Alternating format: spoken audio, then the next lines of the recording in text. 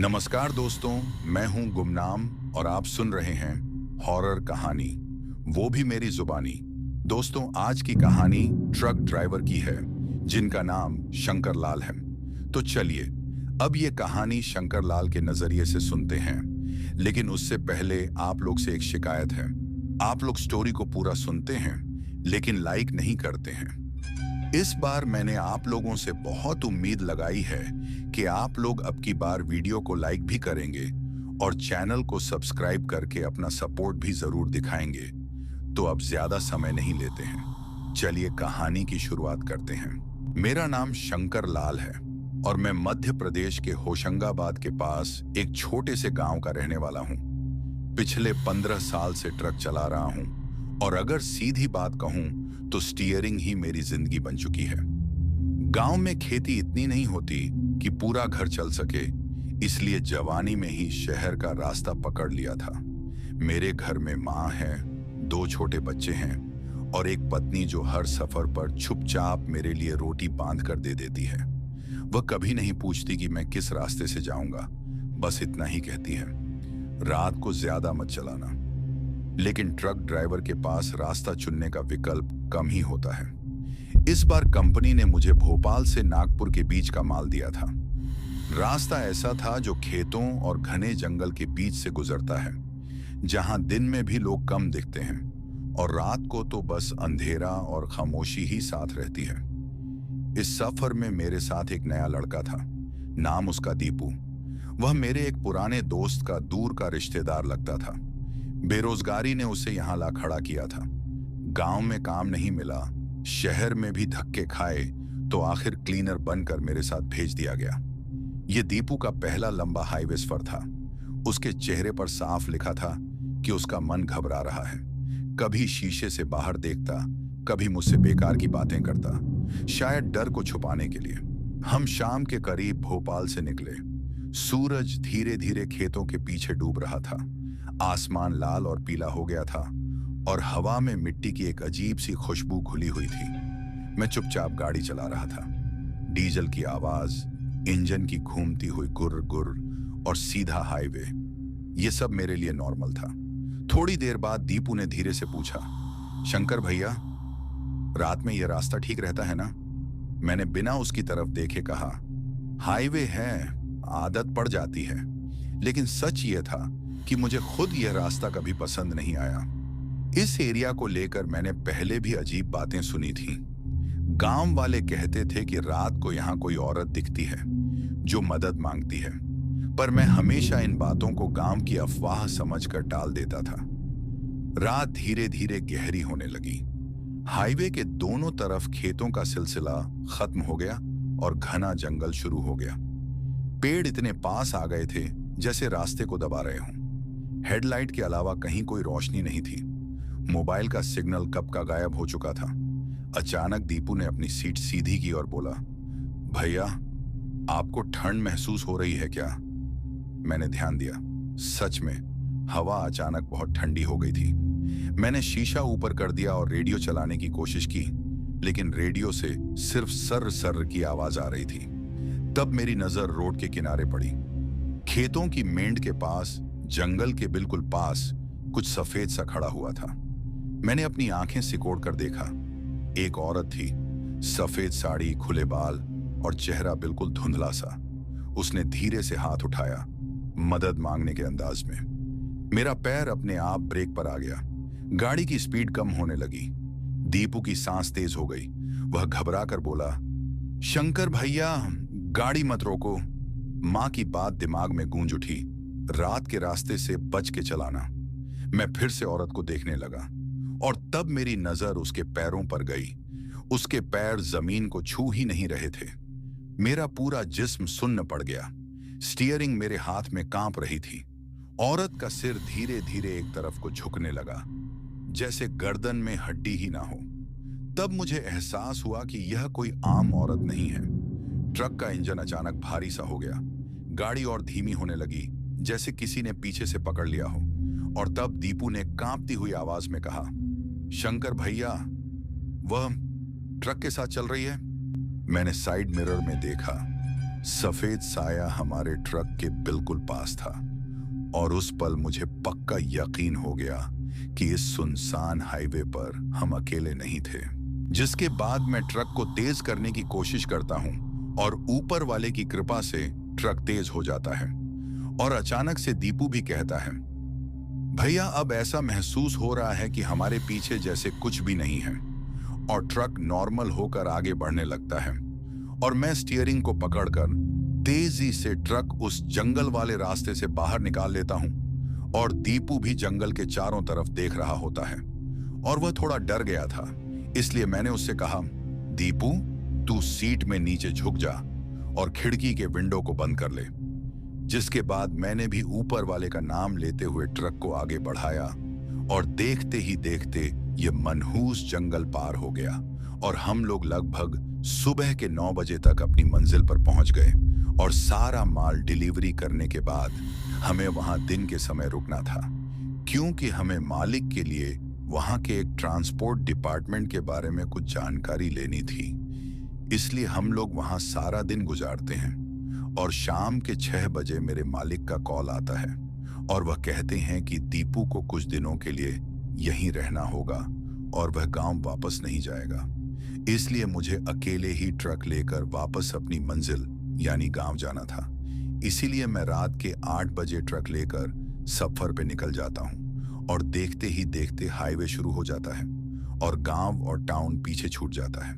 लेकिन अब मैं अकेला था और दीपू भी मालिक के काम के वजह से वहीं रुक गया था और चारों तरफ अंधेरा ही अंधेरा छाया हुआ था और सर्दी का मौसम होने के कारण काफी तेज हवा आ रही थी।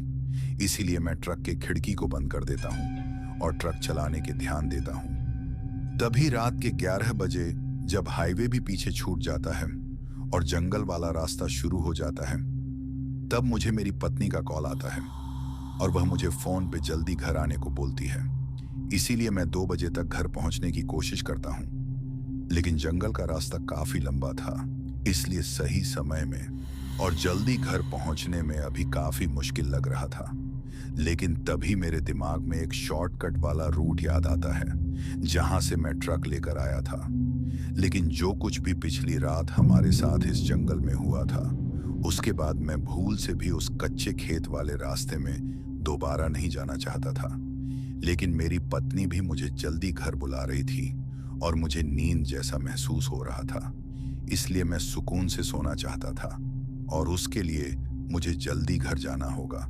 लेकिन मैं मजबूर हो गया था और मैंने सोच लिया कि ठीक है, ऊपर वाले का नाम लेकर मैं ट्रक को उस कच्चे वाले रास्ते पे मोड़ लूंगा और वहीं से जाऊंगा तो घर जल्दी आ जाएगा। इसीलिए रात के 12 बजे के लगभग वहीं मोड़ आ जाता है और मैं डरते डरते रिस्क लेते हुए ट्रक को उस मोड़ पे ले लेता हूँ जहां से जंगल कम होना शुरू हो जाता है और रास्ते में खेत और वीरान इलाके शुरू हो जाते हैं, जहां पे दूर दूर तक ना तो कोई बंदा और ना किसी इंसान का होने का कोई इशारा भी लगता था। ऐसा लगता था जैसे मैं किसी अनजान दुनिया में आ गया हूं। तभी मैं बदकिस्मत होने के कारण मेरी ट्रक अचानक से उस वीरान और सुनसान खेत वाले कच्चे रास्ते के बीच ही रुक जाती है और मैं ट्रक को स्टार्ट करने की काफी कोशिश करता हूं, लेकिन ट्रक का इंजन गुर्र गुर्र हो रहा था और आवाज कर रहा था। इसलिए मैं भी उम्मीद हार चुका था और ट्रक अब बिल्कुल भी स्टार्ट होने का नाम नहीं ले रहा था।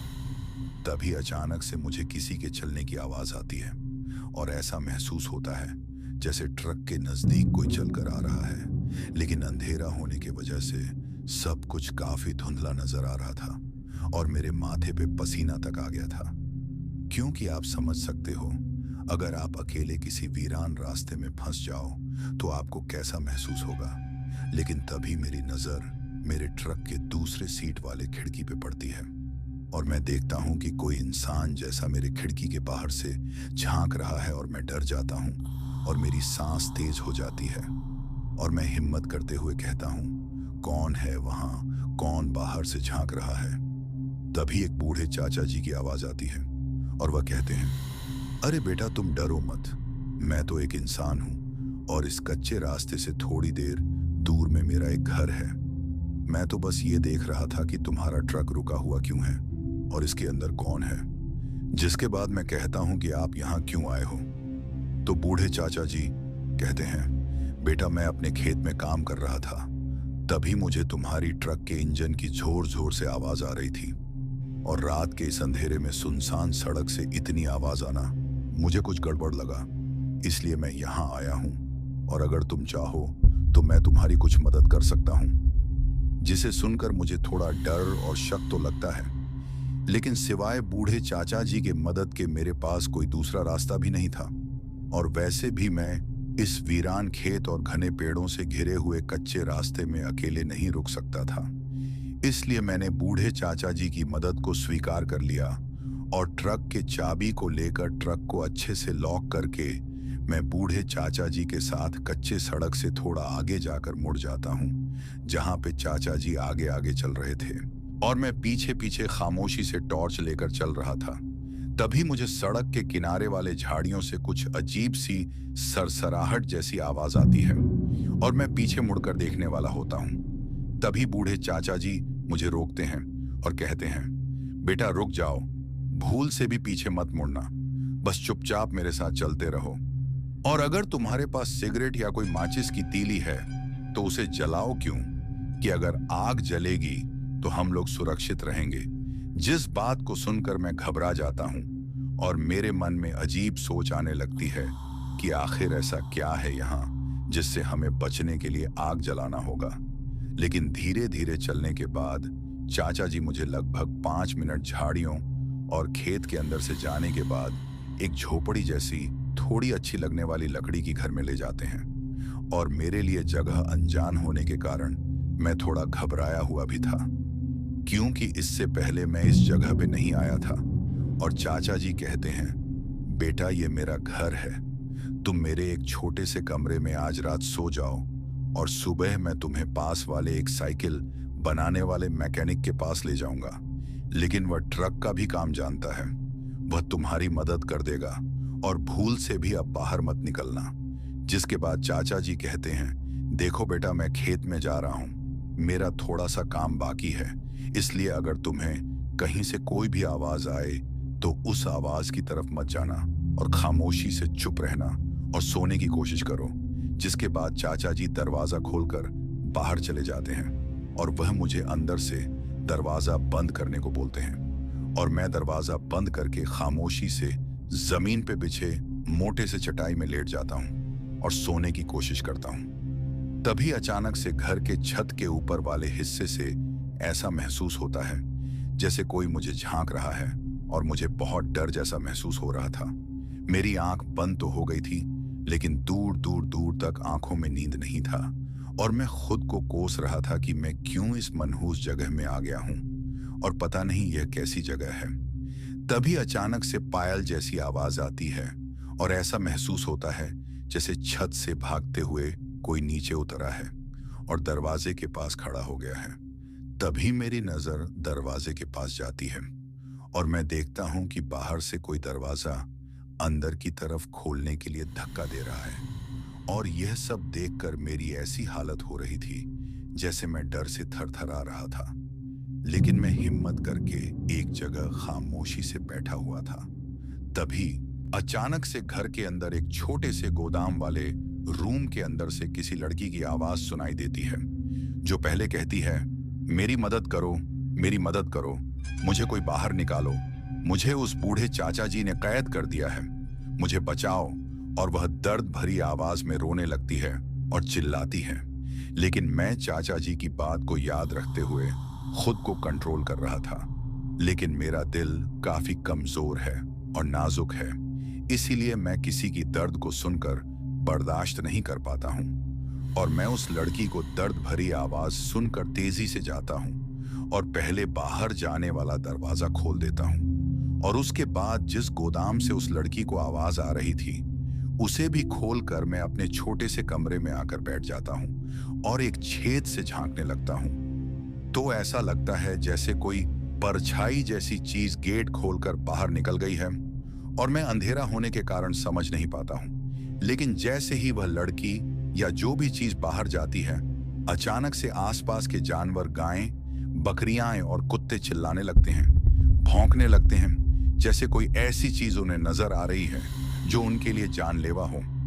तभी घर आसपास कौवा और उसका झुंड भी जोर जोर से काम काम की आवाज निकालने लगता है, जैसे वह लोग कुछ इशारा दे रहे हों। तब मुझे महसूस होता है कि मैंने उस दरवाजे को खोलकर कितना बड़ा पाप कर दिया है, और तेजी से मैं जाता हूं और मैं दरवाजा को बंद कर देता हूं और हिम्मत करके अपने पॉकेट से टॉर्च निकालकर उस गोदाम वाले कमरे में टॉर्च मारकर देखने की कोशिश करता हूं। तो मुझे वह कमरा काफी गंदा सा नजर आता है, और उसमें एक छोटी सी गुड़िया जैसी डॉल नजर आती है जिसमें ढेर सारे सुई चुभे हुए थे, जिसे देखकर मैं काफी डर जाता हूं और मेरे हाथ कांपने लगते हैं। उतने में सामने वाले खेत के पास से गाय की बहुत जोर जोर से आवाज आने लगती है। ऐसा लगता है जैसे उसे कोई मार रहा हो। तभी मैं उस खटाल को देखने के लिए लकड़ियों के छेद से कमरे के अंदर से ही झांकने लगता हूं, और सिवाय अंधेरे के कुछ भी क्लियर नजर नहीं आ रहा था। तभी मैं टॉर्च मारकर देखता हूं तो एक गाय नजर आती है, और उसके नीचे कोई लंबे बाल वाली औरत खड़ी थी जो बैठकर गाय के थन से दूध पी रही थी, और उसकी आंखें उल्टी जैसी लग रही थीं, जिसका चेहरा अंधेरा होने की वजह से नजर नहीं आ रहा था, बस हल्का हल्का महसूस हो रहा था। लेकिन टॉर्च की रोशनी उसके नजदीक जैसे ही जाती है तो वह औरत या चुड़ैल जो भी थी, उसका चेहरा मेरे तरफ घूम जाता है, और पहली बार मुझे उसका चेहरा नजर आता है, जिसके चेहरे में मांस नहीं था, और उसकी आंखें ऐसी थीं जैसे किसी जानवर की आंखें हों, और उसके पैर देखकर मेरे रोंगटे खड़े हो जाते हैं, क्योंकि उसका पैर पूरा उल्टा था। तब मैं समझ जाता हूं कि वह कोई औरत या लड़की नहीं है, ये तो चुड़ैल है। और तभी मेरी टॉर्च की लाइट खुद बंद हो जाती है, और दरवाजे को कोई बाहर से खोलने की बार बार कोशिश करने लगता है। और अब मैं काफी डर गया था। ऐसा लग रहा था कि मेरी गलती मुझे मार डालेगी। लेकिन लगभग आधा घंटा तक ये सब चलने के बाद सब कुछ शांत हो जाता है, और धीरे धीरे ऐसा महसूस होता है जैसे चुड़ैल आसपास नहीं है, और मैं यही मौका समझकर तेजी से ट्रक की तरफ भागते हुए जाने लगता हूं, और ट्रक के अंदर घुसकर ट्रक के गेट और खिड़कियों को बंद करके सीट के नीचे झुककर बैठ जाता हूं, और डर से मेरे माथे पे पसीना भर गया था। तभी दोबारा से जानवरों की जोर जोर से चीखने की आवाज बढ़ जाती है, और इन सब से ऐसा महसूस होता है जैसे वह चुड़ैल दोबारा आ गई है। और अब ट्रक के आसपास किसी के भागने की आवाज भी बढ़ गई थी, और मैं हिम्मत करके उठ जाता हूं और सड़क में देखता हूं तो मुझे वही चुड़ैल उल्टी खड़ी सड़क पे नजर आती है। और यह सब देखकर मैं काफी डर चुका था और बेहोश हो जाता हूं। लेकिन अगली सुबह मेरी आंख एक छोटे से लकड़ी के कमरे में खुलती है, और कुछ गांव वाले मुझे घेर कर खड़े थे, और मेरी आंख खुलती है तो एक बुढ़िया अम्मा कहती हैं, बेटा तुम्हें बहुत तेज बुखार है, और तुम्हें मेरे बेटे और उसके दोस्तों ने कच्ची सड़क से ट्रक में बेहोश देखा था, तो वह लोग तुम्हें यहाँ ले आए। लेकिन तुम उस कच्चे रास्ते में कैसे बेहोश हो गए, और तुम्हारे साथ क्या हुआ? क्या तुमने किसी को देखा था? तो मैं उस बुढ़िया अम्मा को सारी सच्चाई और मेरे साथ बीती हुई आप बीती उन्हें कहता हूँ। तो वह मुझे कहती है, बेटा ये गांव अब खाली हो रहा है, और गांव के लोग गांव छोड़कर जा रहे हैं। तुम्हें भी उस कच्चे सड़क में नहीं रुकना चाहिए था। जिसके बाद बुढ़िया अम्मा और उनके आसपास बैठे हुए गांव के सरपंच जी हर कोई मेरी तरफ हैरानी और परेशानी से देख रहे थे, और बुढ़िया अम्मा मुझे उस बूढ़े चाचा जी की सच्चाई बताती है, जो कोई आम इंसान नहीं बल्कि एक काला जादू करने वाला इंसान था, और उसने एक चुड़ैल को वश में किया था। लेकिन जिस वक्त मैंने उस दरवाजे को खोला, उस वक्त उस बूढ़े चाचा जी की शक्ति चली गई और वह भी मर गए। और आज सुबह ही लोगों को उस बूढ़े चाचा जी यानी काला जादू करने वाले चाचा जी की लाश मिली, और अब वह चुड़ैल कैद से बाहर आ चुकी है, और अब वह हमारे गांव पे अपनी काली शक्तियों से श्राप करना चाहती है। और वह इतनी खतरनाक है कि गांव के अघोरी बाबा भी गांव छोड़कर चले गए हैं, जिसे सुनकर मैं दंग रह जाता हूं। और मुझे भी तेज बुखार था, इसलिए मैं फिर से सो जाता हूं, और शाम के समय मेरी आंख खुल जाती है और मेरा बुखार भी कम हो गया था। लेकिन असली डर अब शुरू हुआ था, क्योंकि गांव वाले शाम यानी अंधेरा होते ही हर कोई अपने अपने घर में चले गए थे। शाम होते ही गांव बिल्कुल मुर्दों जैसा शांत हो गया। सूरज जैसे ही जंगल के पीछे छुपा, हर घर का दरवाजा बंद होने लगा। किसी के घर से रोशनी बाहर नहीं आ रही थी, ना बच्चों की आवाज, ना कुत्तों के भौंकने की हिम्मत। मैं चारपाई पर लेटा हुआ था। बुखार थोड़ा कम हुआ था, लेकिन बदन में अभी भी कमजोरी थी। दिल बार बार उस चुड़ैल के चेहरे को याद कर रहा था, जिसके पैर उलटे थे और आंखों में इंसानी चमक नहीं थी। बुढ़िया अम्मा मेरी चारपाई के पास बैठी हुई थी।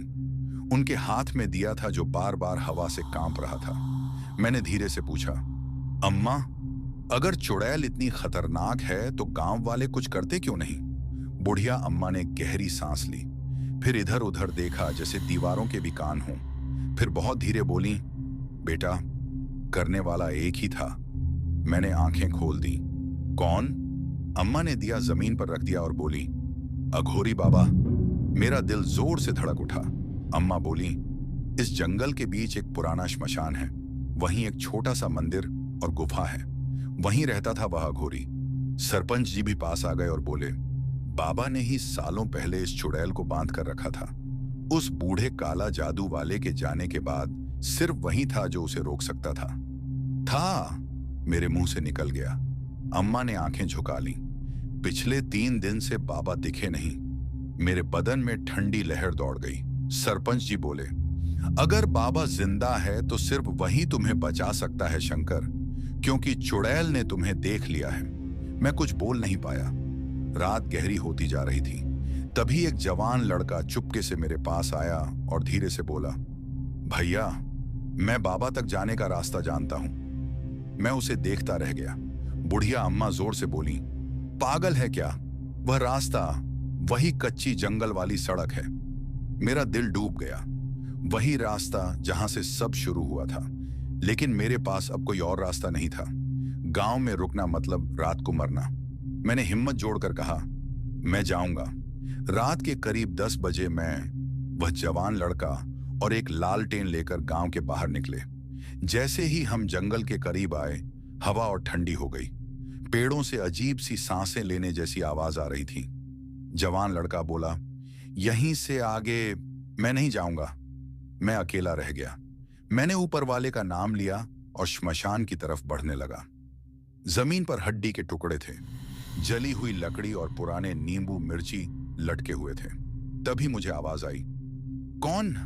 मैंने घबरा कर कहा, बाबा, मैं मदद के लिए आया हूं। अंधेरे से एक नंगा बदन, राख से लिपटा हुआ आदमी बाहर निकला। उसकी आंखें लाल, बाल जटा में बंधे हुए। वही अघोरी बाबा था। उसने मेरी तरफ देखा और एक ही नजर में बोला, तू उसे देख चुका है। मेरे पैर कांप गए। बाबा, मुझे बचा लो। बाबा हंसा, लेकिन उस हंसने में दांत नहीं, सिर्फ डर था। जिसे चुड़ैल देख ले, उसे बचाना मुश्किल होता है। फिर बाबा ने जमीन पर एक रेखा खींच दी, इस रेखा के बाहर मत जाना। तभी जंगल से पायल की आवाज आई। बाबा का चेहरा सख्त हो गया। वह आ रही है। मेरी सांस रुक गई। अंधेरे में 2 चमकती हुई आंखें दिखीं। पेड़ के ऊपर उल्टा लटका हुआ साया। चुड़ैल। बाबा ने जोर से मंत्र पढ़ना शुरू किया। हवा तेज हो गई, पेड़ झुकने लगे।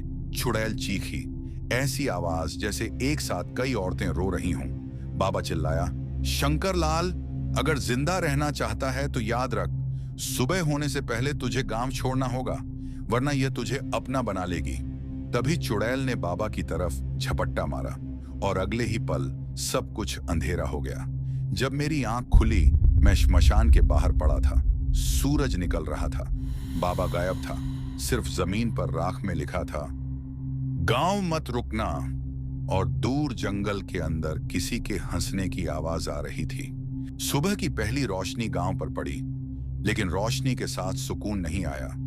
गांव अब भी मुर्दों जैसा शांत था। ना कोई आदमी बाहर, ना कोई औरत, ना कहीं से बर्तन बजने की आवाज। मैं चारपाई से उठकर बाहर निकला। हवा में अब भी जलती हुई राख और गीली मिट्टी की बदबू थी। मेरे कान में बार बार वही आवाज गूंज रही थी, गांव मत रुकना। बुढ़िया अम्मा दरवाजे के पास खड़ी थी। उनकी आंखें रात भर जागने की वजह से लाल हो चुकी थीं। उन्होंने मुझे देखकर कहा, बेटा, आज सूरज निकला है, लेकिन यह गांव के लिए अच्छा संकेत नहीं है। मैंने पूछा, अम्मा, अघोरी बाबा का कुछ पता चला? अम्मा ने सिर हिला दिया। श्मशान के पास सिर्फ राख है और राख में पद चिन्ह। मेरा दिल डूब गया। मैं तुरंत श्मशान की तरफ बढ़ा। जहां कल रात बाबा खड़े थे, वहां अब जमीन जलकर काली हो चुकी थी और उसी बीच राख धीरे धीरे हिल रही थी।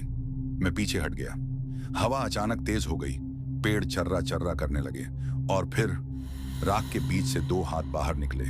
मेरी सांस अटक गई।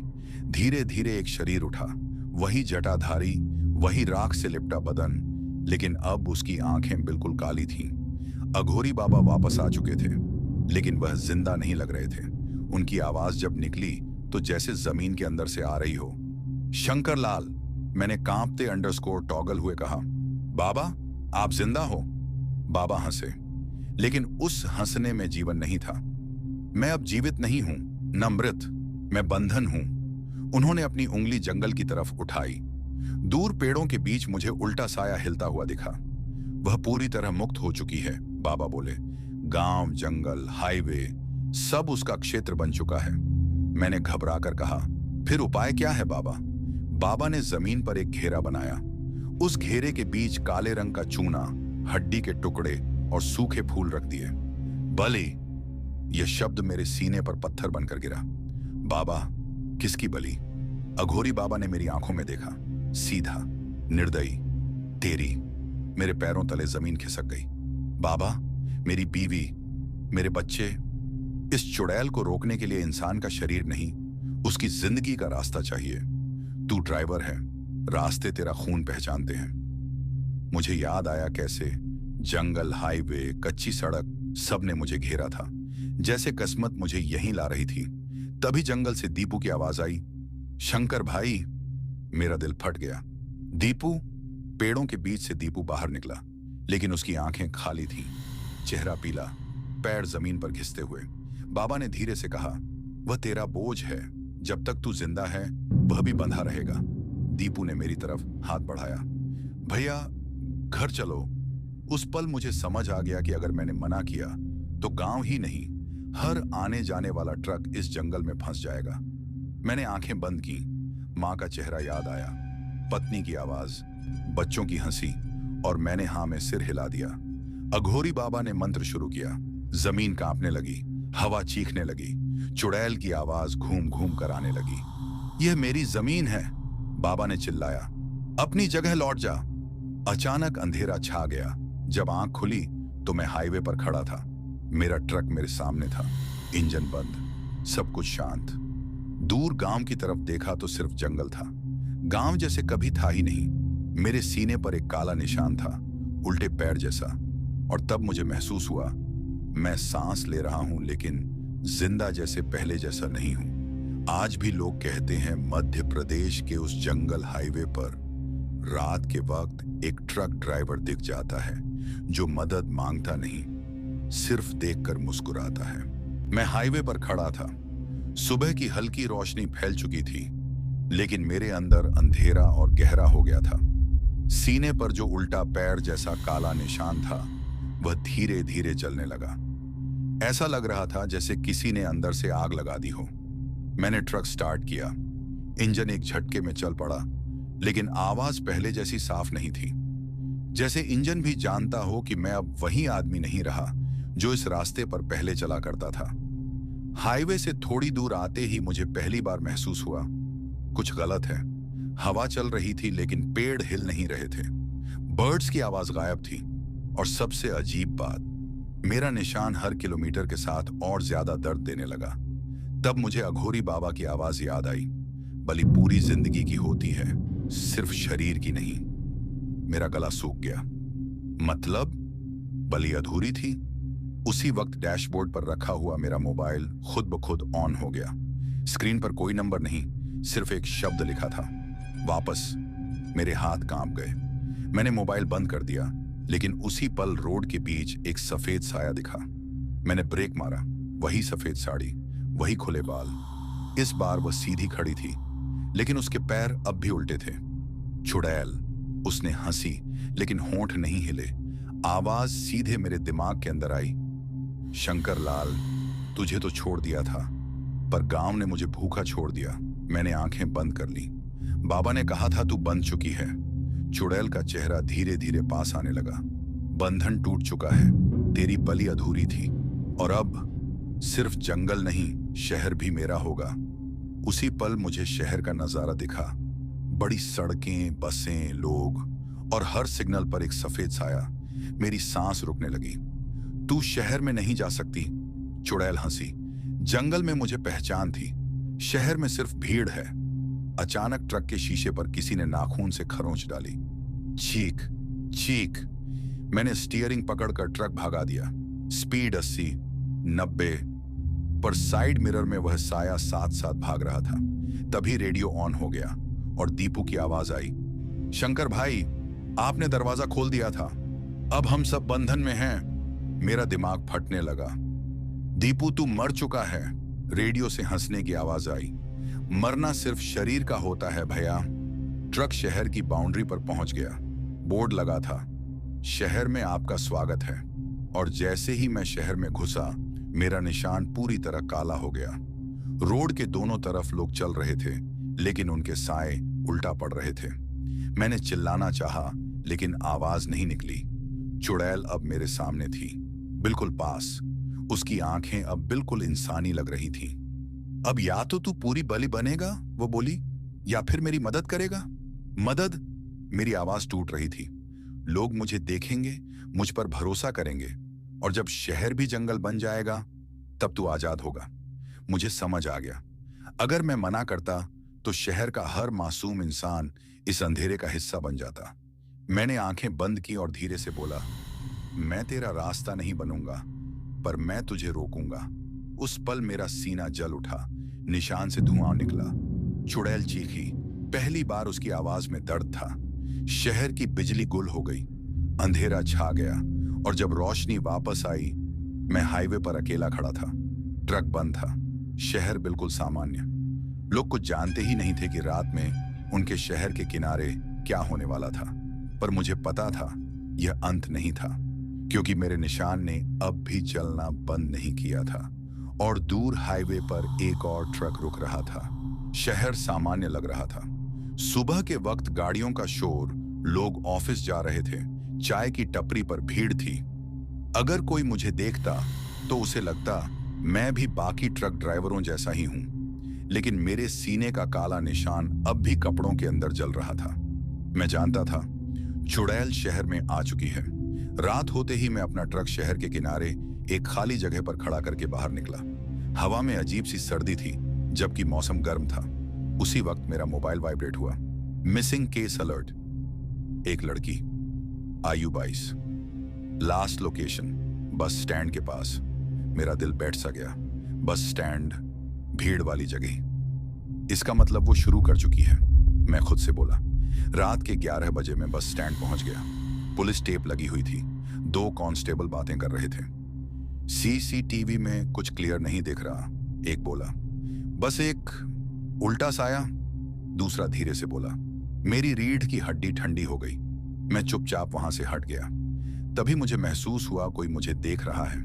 बस स्टैंड के पीछे अंधेरे कोने में एक औरत खड़ी थी, सफेद साड़ी, चेहरा धुंधला। लोग उसके पास से निकल रहे थे जैसे वह मौजूद ही ना हो। मैंने आंखें बंद की। मत देख, अगर देख लिया तो उसका ध्यान आ जाएगा। लेकिन देर हो चुकी थी। उस औरत ने धीरे से अपना सर घुमाया। इस बार उसके पैर सीधे थे। मेरी सांस रुक गई। शहर में आते ही उसने अपना रूप बदल लिया था। वह भीड़ में घुल चुकी थी। उसी पल मुझे दीपू की आवाज सुनाई दी, बिल्कुल कान के पास। भैया, यह सिर्फ शुरुआत है। मैं गुस्से में फुसफुसाया, बस कर दीपू। लेकिन लोगों ने मुझे पागल समझकर देखा। अगली सुबह अखबार के फ्रंट पेज पर हेडलाइन थी, बस स्टैंड से युवती लापता। खून के निशान तक नहीं, खून के निशान। क्योंकि वह शहर को जंगल जैसे नहीं बनाना चाहती थी, वह सब कुछ चुपचाप कर रही थी। रात को दूसरा केस, एक ऑटो ड्राइवर गायब। लास्ट सीन, सिग्नल पर सफेद साड़ी वाली औरत के साथ। अब मुझे पूरा यकीन हो गया, वह लोगों को अकेला नहीं मार रही, वह शहर का दर तोड़ रही है। जब डर खत्म होता है तो कोई भी शिकार बन सकता है। तीसरी रात मैं जानबूझकर एक सुनसान गली में खड़ा हो गया। मैंने उसे बुलाया। तू मुझे छोड़कर शहर को खा जाएगी? मैं धीरे से बोला। हवा तेज हो गई, स्ट्रीट लाइट झिलमिलाई और फिर वह सामने आ खड़ी हुई। इस बार बिल्कुल सामान्य औरत जैसी, चेहरा सुंदर, आंखें शांत। यह शहर मुझे जंगल से ज्यादा पसंद आ रहा है, उसने कहा। यहां कोई सवाल नहीं करता। तू कितनों को मारेगी? मेरी आवाज कांप रही थी। उसने मेरी तरफ देखा और मुस्कुराई। जब तक लोग अंधेरे को नजरअंदाज करते रहेंगे। उसी पल मेरी पीठ के पीछे किसी ने सांस ली। मैं घूमा। 3 लोग खड़े थे, आम शहर वाले, लेकिन उनके साए उलटे थे। चुड़ैल ने धीरे से कहा, अब मैं अकेली नहीं हूं, शंकर लाल। मेरा दिमाग सुन्न हो गया। तू लोगों को अपना बना रही है? डर से नहीं, वो बोली, खामोशी से।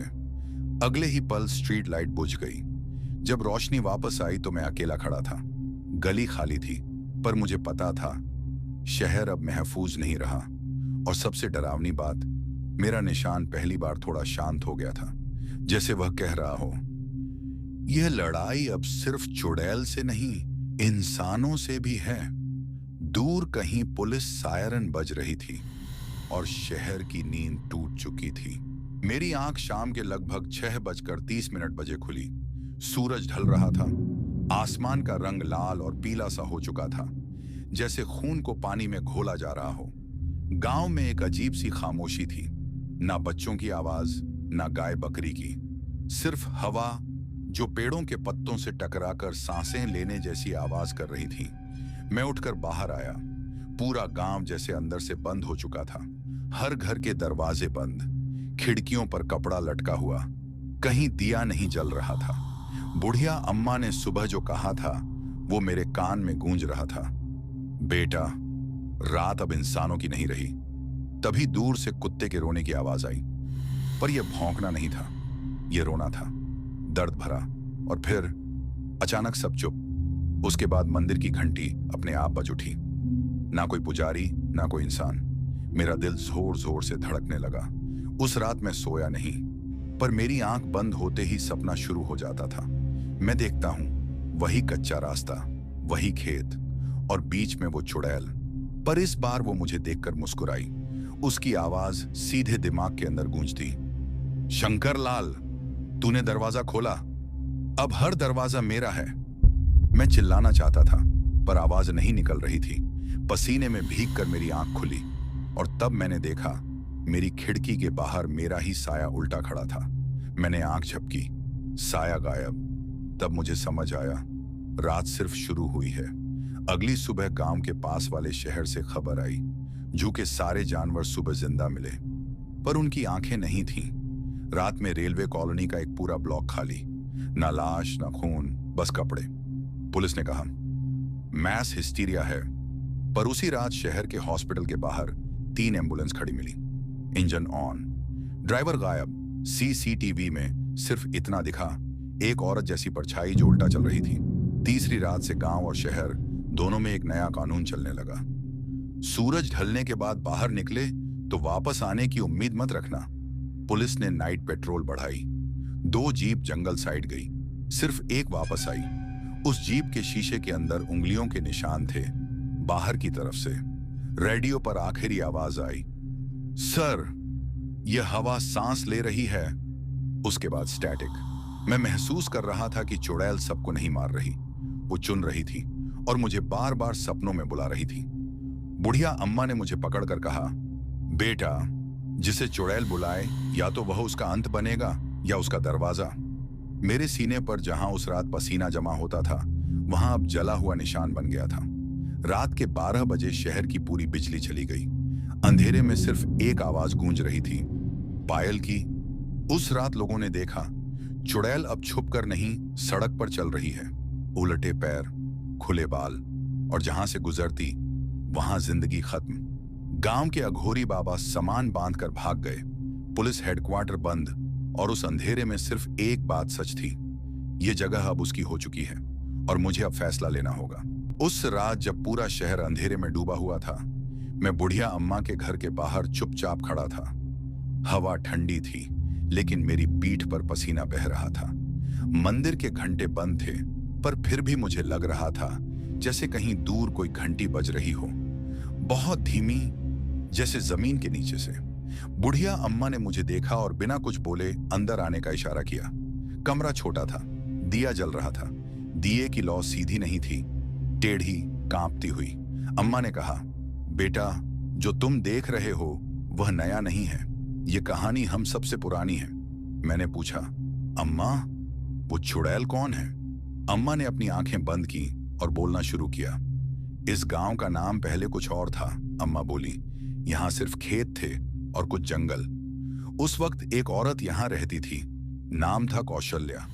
कौशल्या अकेली नहीं थी, उसका एक छोटा सा बेटा था और एक आदमी जो उसका पति था, पर पति शराबी था। रोज मारपीट, रोज गाली। एक रात जब पति ने हद पार कर दी, कौशल्या अपने बेटे को लेकर इस जंगल की तरफ भागी। गांव वालों ने उस औरत को भागते देखा और बातें बनाना शुरू कर दी। ये जादू करती है, इसके पैर उल्टे हैं, इसकी वजह से फसल खराब हो रही है। अम्मा की आवाज कांप रही थी। बेटा, लोगों को सच नहीं चाहिए होता, उन्हें सिर्फ दोषी चाहिए होता है। एक रात गांव वालों ने कौशल्या को पकड़ लिया। उसका बेटा उसके गले से चिपका हुआ था। वह रो रही थी, गिड़गिड़ा रही थी, पर किसी ने नहीं सुना। उसे इसी कच्चे रास्ते पर पेड़ से बांध दिया गया और फिर आग लगा दी गई। अम्मा ने कहा, जब आग लगी, उस औरत ने सिर्फ एक बात कही, मेरी मौत का हिसाब मेरी कोख मांगेगी। उस रात उसका बेटा भी आग में जल गया और जब सुबह हुई तो पेड़ के नीचे सिर्फ राख नहीं थी, उस राख में उल्टे पैर का निशान बना हुआ था। काला जादू करने वाला चाचा जी। अम्मा ने गहरी सांस ली। कुछ साल बाद एक आदमी इस जंगल में आया, वही बूढ़ा चाचा जी। वह काला जादू जानता था। उसने समझा कि जो चीज जंगल में भटक रही है उसे कैद किया जा सकता है। उसने चुड़ैल को एक झोपड़ी में बांध दिया, गुड़ियों, सुई, मंत्र से।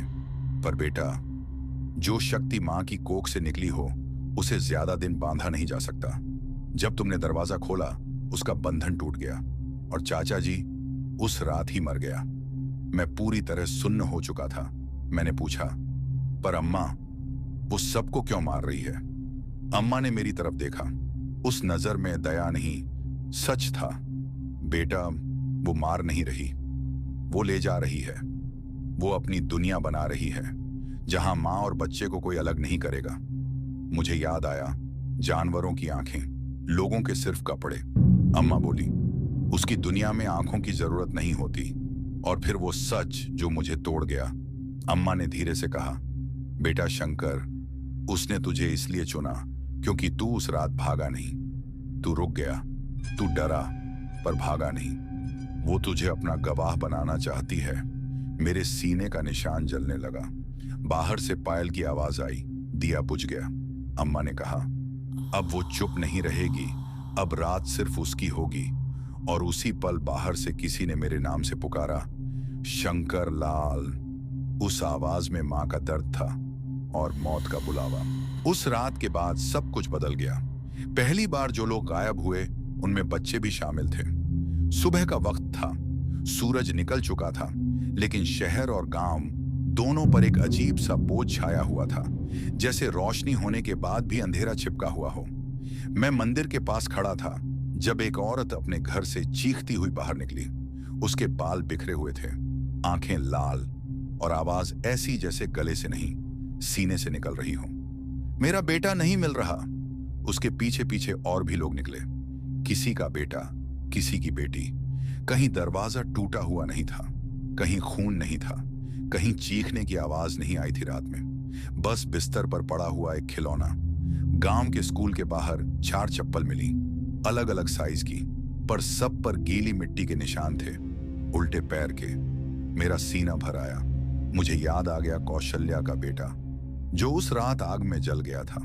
शहर का हाल और भी बुरा था। हॉस्पिटल के बच्चा वार्ड में 3 पालने खाली मिले। नर्स रोती हुई कह रही थी कि बस 5 मिनट के लिए लाइट चली गई थी और जब रोशनी आई तो पालने खाली थे। सीसीटीवी में कुछ नहीं मिला, सिर्फ एक पल का अंधेरा और उसके बाद खाली पालना। लोग सड़कों पर आ गए, गुस्से में, डर में। पर रात होते ही सब फिर से अपने अपने घरों में बंद हो गए, क्योंकि अब एक नया डर पैदा हो चुका था। रात में सिर्फ बच्चा ही नहीं, मां भी महफूज नहीं थी। उस रात मैं सोया नहीं। हर थोड़ी देर में किसी मां के रोने की आवाज आती, कभी दूर से, कभी बिल्कुल पास से। और फिर मुझे वो आवाज सुनाई दी जो सीधे दिल के अंदर उतर जाती है, मां। ये आवाज जैसे हर घर से आ रही थी। बुढ़िया अम्मा ने धीमी आवाज में कहा कि वो अपनी दुनिया भर रही है। उसकी दुनिया में सिर्फ मां और बच्चे होंगे, इसलिए वो पहले बच्चों को ले जा रही है। मैंने पूछा कि माओ को क्यों छोड़ रही है। अम्मा ने बस इतना कहा, अभी पुलिस ने रात का कर्फ्यू लगा दिया। लाउडस्पीकर पर ऐलान हुआ कि शाम 7 बजे के बाद कोई घर से बाहर नहीं निकलेगा। पर उसी रात पुलिस कॉलोनी से 2 बच्चे गायब हो गए। एक कांस्टेबल अपनी ड्यूटी छोड़कर सड़क पर बैठ गया और रो रहा था। कह रहा था कि उसकी बेटी उसके सामने थी, बस पलक झपकी और वो गायब हो गई। पुलिस भी चुप हो गई।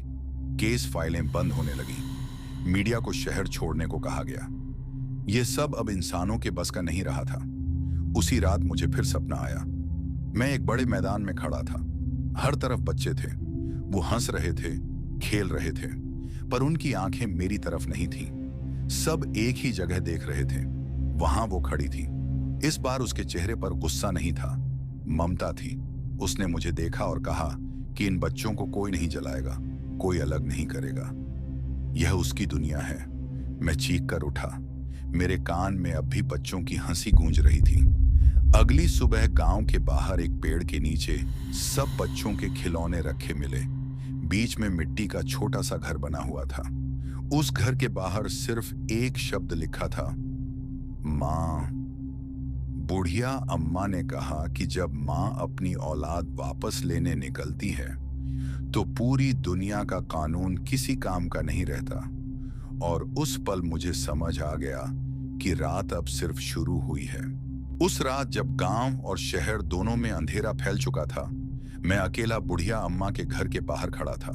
हवा तेज चल रही थी। पेड़ आपस में टकराकर ऐसी आवाज कर रहे थे जैसे कोई धीरे धीरे ताली बजा रहा हो। गांव के सब घर बंद थे। ना दिया, ना आवाज, ना इंसान, सिर्फ मैं और मेरी सांस। बुढ़िया अम्मा ने दरवाजा बंद करते वक्त सिर्फ इतना कहा था, बेटा, अगर आज रात बच गया तो समझना वो खुद नहीं चाहती थी। ये सुनकर मेरा दिल और भारी हो गया। रात के लगभग 12 बजे अचानक पूरे गांव की बिजली चली गई। अंधेरा इतना गहरा था कि अपने हाथ भी अपने नहीं लग रहे थे। तभी मुझे पायल की आवाज सुनाई दी, धीमी लेकिन बिल्कुल पास। मैं पलटकर देखना चाहता था, पर पैर जैसे जमीन में जम गए थे। फिर एक बच्चे की हंसी सुनाई दी, वही हंसी जो मैंने सपने में सुनी थी। मां। यह आवाज इस बार मेरे बिल्कुल कान के पास थी। मेरा गला सूख गया। मैंने आंखें बंद कर ली और ऊपर वाले का नाम लिया। तभी मेरी पीठ पर किसी ने अपना हाथ रखा। वो हाथ ठंडा नहीं था, जलता हुआ था। मुझे महसूस हुआ कि मेरी सांस किसी और की सांस के साथ मिल रही है। एक आवाज सीधे मेरे दिमाग के अंदर बोली, तू वादा नहीं करेगा? मैंने पूछना चाहा, कैसा वादा? पर मेरे होंठ नहीं हिले। अचानक मेरे सामने मिट्टी से बना छोटा सा घर उभर आया। उसके अंदर बच्चों की हंसी थी और किसी और की सिसकियां भी। मैंने देखा कि मेरे पैरों के निशान जमीन पर सीधे नहीं थे, वो धीरे धीरे उल्टे होते जा रहे थे। मेरा सीना जलने लगा। वही निशान जो मेरे सीने पर बना था अब धड़क रहा था। फिर मुझे मेरी मां याद आई, उसका चेहरा, उसकी आवाज। और तब उसने कहा, शंकर लाल, मां कभी गलत नहीं होती। मैंने आंखें खोली। गांव के लोग सुबह मुझे ढूंढते हुए आए, लेकिन बुढ़िया अम्मा का घर वहां था ही नहीं। सिर्फ एक खुला हुआ मैदान था। ना झोपड़ी, ना दिया, ना दरवाजा। जमीन पर 2 चीजें पड़ी थीं, एक मेरा जूता और पास ही छोटे बच्चों की चप्पल। गांव वालों ने कहा कि मैं रात भर उस कच्चे रास्ते की तरफ चलता रहा था, बिना पलटे, बिना बोले।